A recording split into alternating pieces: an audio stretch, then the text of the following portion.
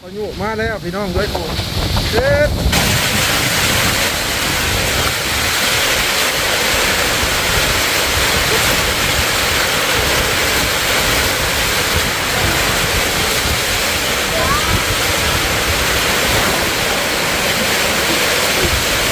ฝนเห็ดแล้ว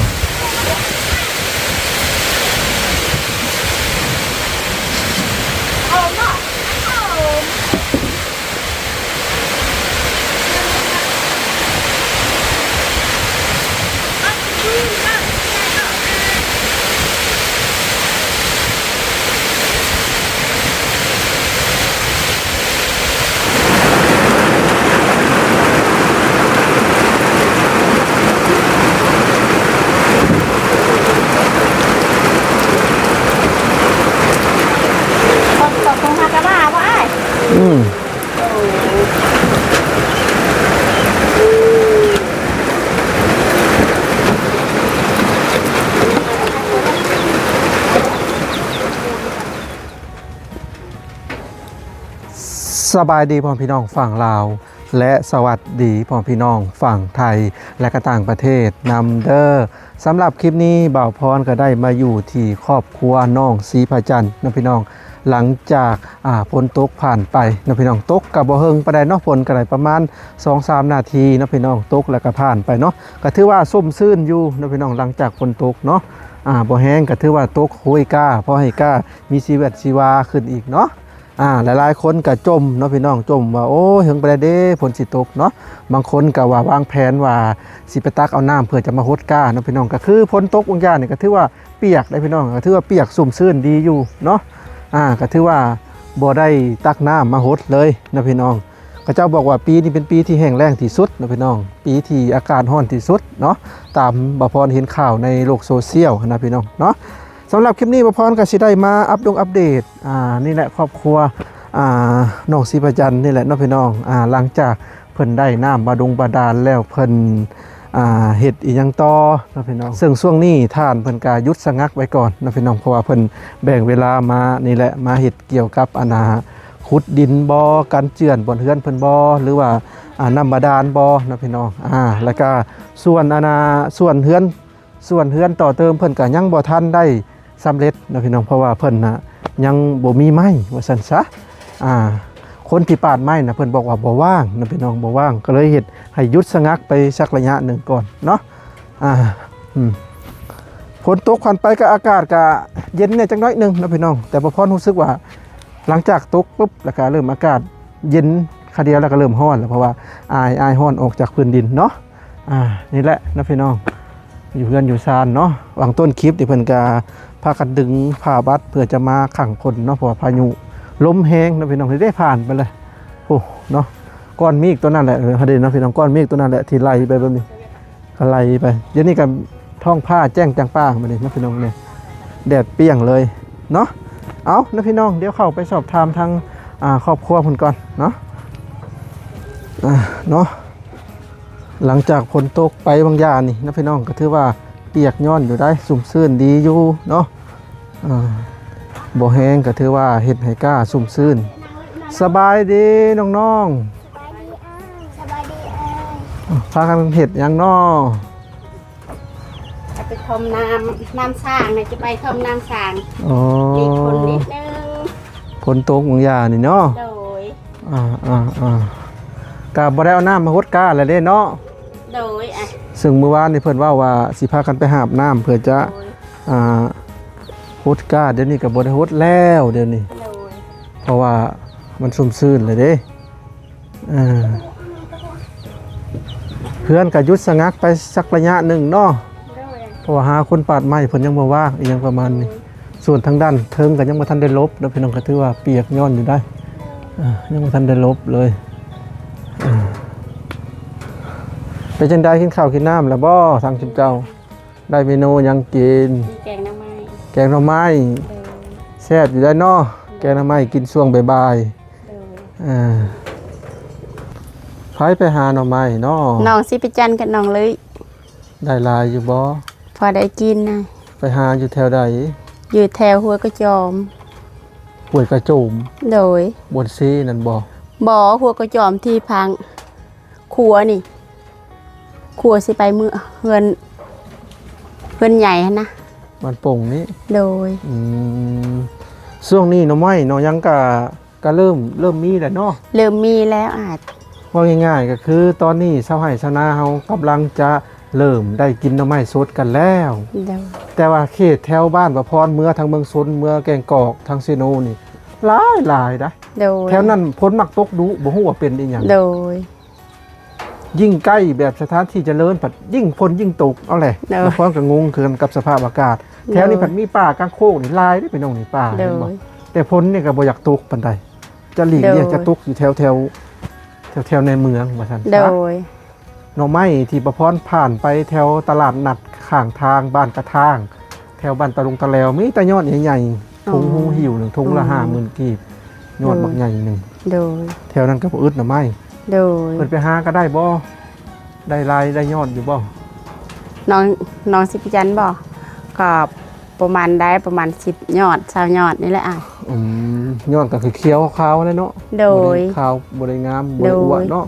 มาได้งานแบบมีแต่เขียวๆนะคะผลไม่ได้ตกแหงคันผลตกแหงมันก็จะมีแค่ตกขาว ตกกับตกคาเดียวเนาะเมื่อคืนนี่ที่จะเป็นได้เมื่อคืนนี่ เมื่อคืนนี่ก็ตกกระแหงแต่ว่ามันตกแป๊บเดียวมันก็มืด บ่พรรู้สึกว่าแห้งในจุดสุ่ม นี่ กระท่อมหัวบักละลายทั้งบ่พอกระท่อมเปียกเบัด โดย พอสังกะสีเป็นสังกะสีเก่าอะนะ โดย ที่แบบว่าที่เขาเจ้าลื้อเอาแล้วเอาไปตอกใหม่เป็นหูกระป่งกระแป้งนะหูว่า เมื่อคืนนี่ก็ลุกมา โดย อันนั้นที่มันหัวเนาะ โดย ถ้าใส่สังกะสีใหม่ๆสิก็หัก โดย สังกะสีก็แผ่นหนึ่งก็แพงนะพี่น้องตั้งมาพรกับบ่มีเงินก็เลยโดย เอาสังกะสีเก่าที่ลื้อออกมาแล้วก็ใส่ โดย แต่ก็ต้องยอมรับว่ามันหัวแหละ โดย จะได้ผัวจะเอาไปใส่ พัวคอยไปอันนั้นทอมบนนามันด้านะ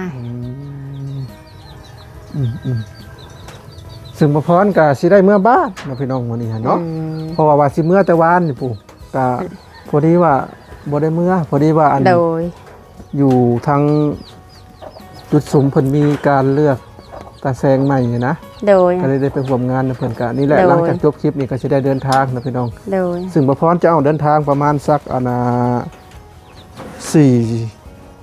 โมงกว่า โดยอ่ะ ๆเพื่อฮอดผูกก็ประมาณ6 โมงกว่า ป้า ๆสิลัดดงลัดป่านี่แหละลัด โดย ไปนี่ลัดขี่รถลัดไปเลย100 กว่ากิโลผู้กว่าจะถึง โดย กว่าจะฮอด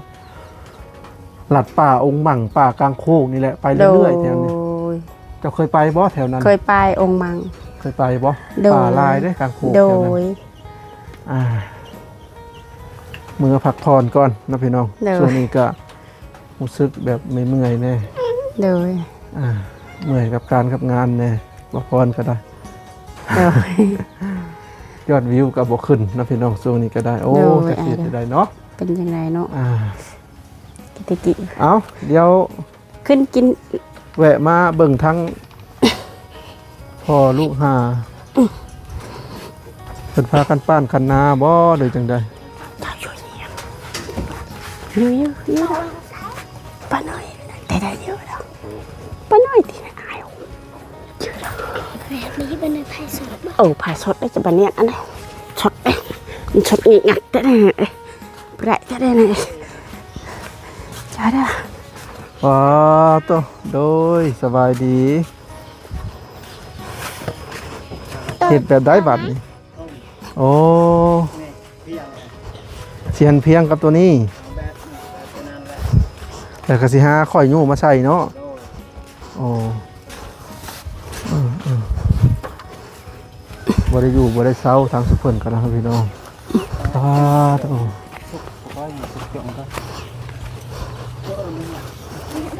นี่แหละเพิ่นก็คือป้าน จุกคนจุก ป้านมาแบบนี้ ซุยไปไงออนก้อนห้ามปุย แต่เพิ่นสิให้มันเพียงกับตัวนี้แต่เพิ่นก็สิค่อยยู่มาให้มันเต็มหลอกตัวนี้ แม่นบ่อ้าย อ้ายลำพันธุ์ได้สื่อจะเนาะคำพันธุ์หรือลำพันธุ์ลำพันธุ์ส่วนเนี้ยจะได้ซะ ลาย ฮะ มาลาย มาลัย FC ว่าคือเอิ้นแต่พ่อลูกห้าแม่ลูกห้าชื่อเพิ่นได้วะ ก็ชื่อผัวเพิ่นน่ะชื่อลำพันธ์ โดยอ่ะ เจ้าหามาลัย โดย โอ้ชื่อเรียนกันเนาะ โดย อ่า ไก่กินไก่กินลายไก่ เอาอ๋อเพิ่นถมกันเนาะพี่น้องเพิ่นก็ต่อท่อมาอีกว่าฮะ โดย อืม ในทมระดับตัวนั้นแหละ อ้าว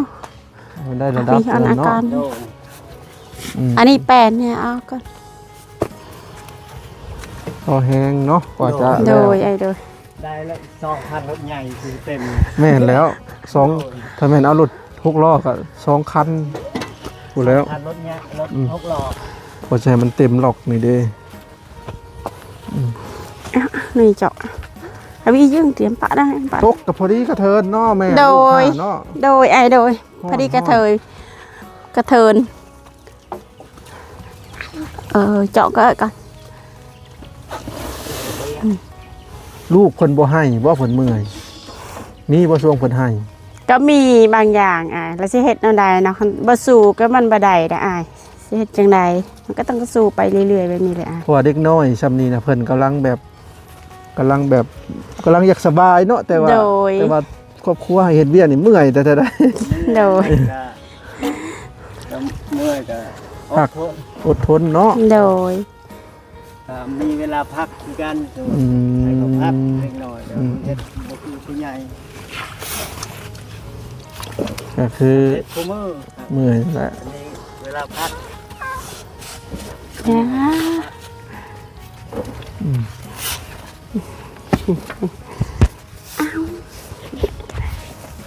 มาไอ้เด้มึง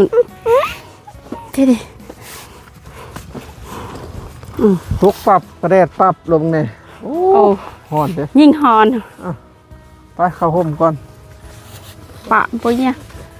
มุดหอมเอง เนาะ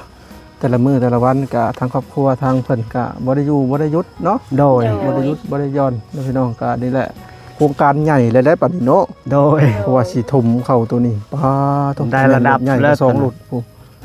โอ้พอแฮงแล้วดินนี่เจ้าสิเอาอยู่ไสแน่ ก็อยู่นี่แน่ เอาอยู่นี่แน่ โดย ต้องเอารอเข็นสุก โอ้อย่าให้มันปั๊บมันเพียงคือตัวนั้นเนาะ โดย ต้องมาเอานูนตัวนี้ โดย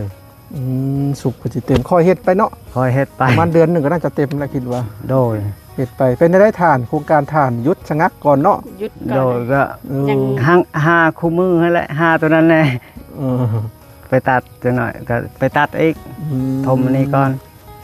ก็บ่มีจักรเฮ็ดได้ก็ยังตัดคือเก่ามันบ่ทัน เอา นะ ผ้าตัด โดย เลื่อยมือก็บ่มีบ่ บ่มี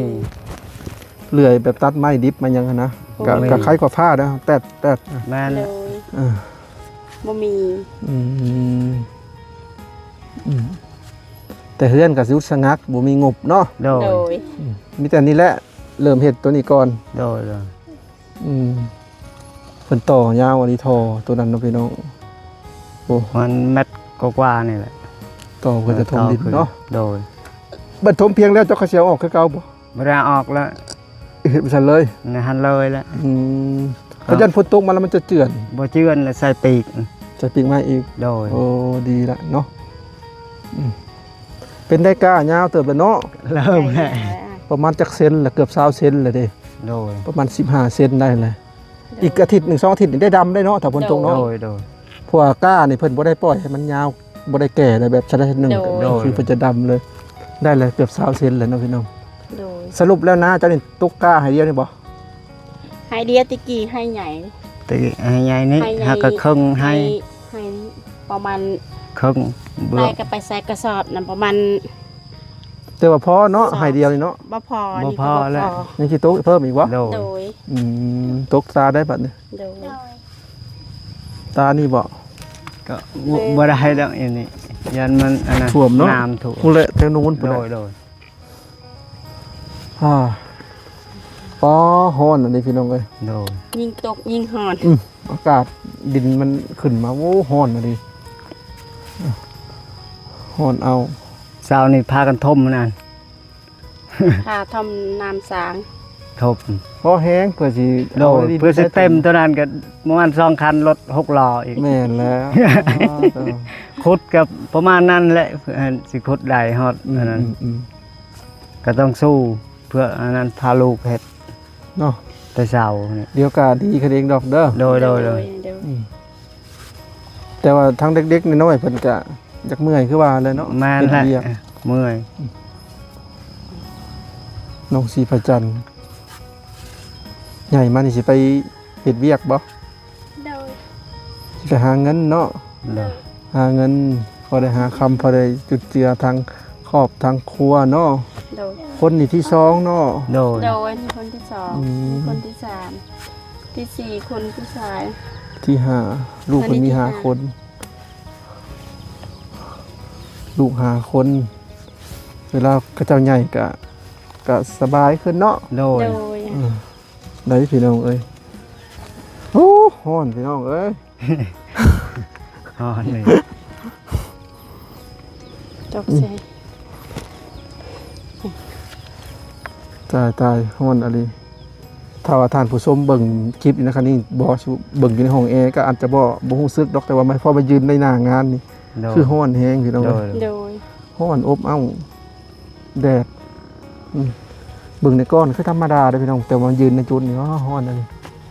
ขณะอยู่ในห่ม ยังฮ้อน เอาบ่พรก็สิได้ขอตัวลำลาแล้วบัดนี้เนาะ โดย ตอนนี้ก็เป็นเวลา3 โมงกว่าๆแล้วคือจบคลิปนี้ไปบ่พรก็สิแวะกระท่อมก่อนเรื่อยๆหน่อยเก็บเครื่องเก็บของเข้ากระท่อมแล้วก็สิเดินทางเมื่อแล้วบัดนี้ โดย โดย เมื่อพักผ่อนก่อนพอมาอยู่นี่ก็รู้สึกว่าลายมือเลยเด้ โดย ก็ช่วงนี้ได้ที่บ่พรเมื่อบ้านดุแน่ โดย ช่วงนั้นแห่งประมาณ2-3 ทิศจะเมื่อเทื่อหนึง โดย ช่วงนี้ก็เริ่มแบบว่ามันบ่ค่อยเข้าเอิ้นว่าเป็นหยังก็อยากเมื่อพักผ่อนเนี่ยเมื่อยนะ โดย อยู่พี่ก็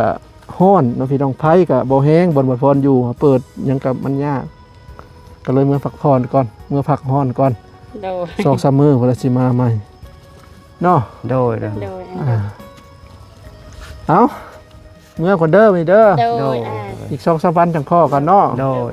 สบายดี สบายดีสบายดีเมื่อก่อนพี่น้องเอ้ยซึ่งระหว่างการเมื่อเนาะพี่น้อง โดย พอพรกับสิถ่ายบรรยากาศทางเมื่อคือเก่าเนาะทางเมื่อฮอดบ่อนผักไปเลยเนาะบางทีก็สิตัดภาพไปตอนฮอดบ่อนผักพุ่นนะพี่น้องเอาพี่น้องเอ้ยตอนนี้บ่พรก็ได้มาฮอดบ่อนที่พักเลยเนาะนี่ดิเนาะพี่น้องอันนี้ก็สิเป็นที่พักของบ่าวพรเนาะนี่ประมาณนี้นะพี่น้องซึ่งตะกี้นะหกเลยพี่น้องเลยเป็นป่าหกแล้วที่นี่แหละก่อนจะปลูกกระท่อมบ่พรก็ได้หารถไทยเพิ่นมาบุกเบิกเนาะซึ่งบุกเบิกแค่นี้นะพี่น้องเพิ่นอยากได้2 ล้านบ่พรก็เลยต่อรองนะเพิ่นเพิ่นลดให้1.7 ล้านนะพี่น้องก็นั่นนี่มันนูนอยู่แล้วได้พี่น้องเอ้ยมันนูนอยู่แล้วแล้วที่นี่แค่เบิกป่าออกซื่อๆป่าก็บ่ได้หกบ่ได้ดอกแล้วก็แค่นั้นนี่ซื่อๆเนาะนั่นนี่ก็แค่ดุดทางด้านหลังมาตั้งกระท่อมอยู่จากดินเก่าหยุกขึ้นมาประมาณ20 เซนนี่แหละเนาะ20 เซนที่ฮอดตะนี่เนาะพี่น้องฮอดตะนี่อันนี้ประพรหาคนมาทมเพิ่มเติมอีกเฮาก็แล้วมื้อนี้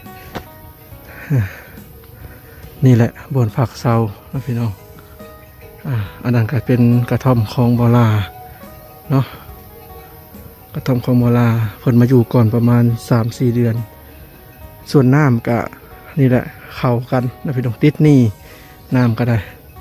ออกกันคนละล้านติดหนี้ยังเหลือเท่าไหร่ยังเหลืออัน3 ล้านนี่แหละ3 ล้านกว่าอันนี้ไฟนี่ก็ต่อมาจากเพื่อนพี่น้องเพิ่นนะพี่น้องเพื่อนพี่น้องเพิ่นอยู่พุ่นเนาะต่อมาไฟกับบ่แห้งนะพี่น้องไฟกับบ่แห้งซึ่งบ่พรในกระท่อมบ่พรใส่หม้อหยกอยู่แต่ก็ขึ้นอยู่วัด200หรือว่าปรับขึ้น300แต่มันบ่มีฝนกระแสมันบ่แห้งกับกระแสมันบ่ได้ก็คือเก่าเนาะก็เปิดได้ให้ได้อยู่แต่เฮาสิเปิดแบบพวกแอร์แบบเป็นแอร์แบบแอร์เคลื่อนที่นะบ่ได้เลยนะพี่น้องใส่กับมุงแอร์เนาะก็ประมาณนี้นะพี่น้องอันนี้เป็นดินของ เป็นดินของบาลาเนาะดินมูลดินมังพอเราแหละเนาะพี่น้องซึ่งบ่พรก็มาอยู่สัวขาวนั่นแหละเนาะมาอยู่สัวขาวพี่น้องเอ้ยอันนั้นบ่พรก็ใส่อินเทอร์เน็ตใส่ไม้สังไฟดึงขึ้นเวลาสิอัปโหลดคลิปก็ใส่เสื้อดึงขึ้นไปอยู่ผู้นิดบ่มีเลยอยู่ในห้องให้บ่มีสัญญาณเลยนะพี่น้องไฟกับบ่แห้งนิดกับบ่มีเนาะซึ่งบ่พรก็คือว่าบ่อยากสะดวกปานใดเพราะว่าเพราะว่าเวลาเฮาอัพคลิปอันยังก็มันก็ต้องใส่สัญญาณนะพี่น้องบ่พรก็เลยว่าอดเอาปีหน้าก็สิได้ย้ายหนีจากนี่นะพี่น้องก็สิเข้าไปอยู่ผู้แหละบอนเขตแถวในจุดสุ่มพวกบอน3แยก4แยกพุ่นเลยเนาะนิดมันแห้งแถวนั้นนะและไฟก็แห้งกับปีหน้าก็สิได้ย้ายหนี้จากนี้คือเก่านะพี่น้องซึ่งก็น่าเสียดายที่บ่พอลงทุนไปเนาะลงทุนที่แบบดูดขึ้นมานี่นะดูดขึ้นมาแล้วก็เจาะน้ำนี่คือกันแล้วนี่เจาะน้ำก็ลงทุนไป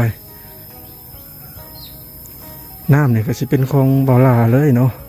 เพราะว่าอันนี้เป็นดินเราเด้ก็สิเป็นของเราเลยซึ่งบ่พรก็อาจจะเสียเปรียบตรงนี้นำเนาะที่แบบว่าต้องย้ายหนีทางอื่นนะพี่น้องเอาจังได้ก็ตามแต่พี่น้องเอ้ยบ่พรก็สิได้ขอตัวเดินทางก่อนบัดนี้เตรียมพร้อมเลยตอนนี้เป็นเวลา3 โมงกว่าฮอดภูกับประมาณ6 โมงกว่าพุ่นแหละเนาะคอยเมื่อนะพี่น้องบ่พรก็เมื่อยช่วงนี้เนาะพี่น้องเมื่อยแฮงท้อแท้หลายสิ่งหลายอย่างก็เลยสิกลับมาพักผ่อนก่อนเนาะจากเมื่อไรละสิมาน้องพี่น้องกลับมาพักผ่อนก่อนเอาพี่น้องเอ้ยบ่พรขอตัวลำลาก่อนสิเดินทาง100 กว่ากิโลลัดป่าลัดดงไปเนาะเอาเดินทางก่อนเด้อพี่น้อง